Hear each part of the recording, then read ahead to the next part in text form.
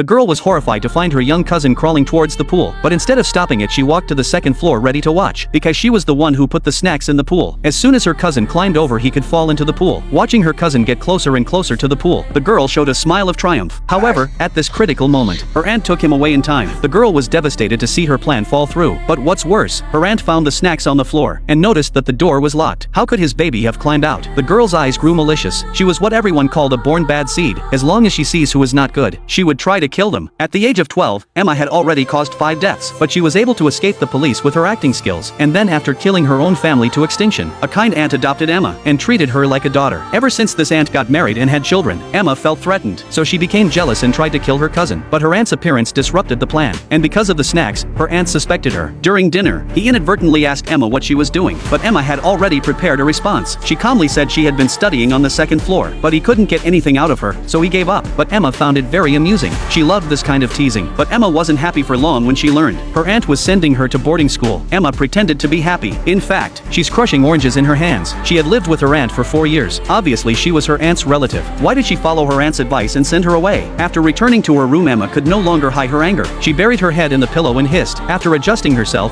she went to the mirror. Her hair was styled with abandon. Yet again she had murderous thoughts. Since her aunt was so difficult to deal with, Emma decided to personally send him to his death. In the evening this aunt was frying a steak. The phone in his room suddenly rang. He hurriedly reminded Emma to help watch the fire, but no sooner had he left Emma than he poured in the peanut oil. Then she turned up the heat. She thought she could start a fire and burn her aunt, but he actually came in the first place. Emma could only pretend to have just come out of the restroom, then picked up the fire extinguisher and sprayed it. Facing his wife's accusations, the man blamed Emma.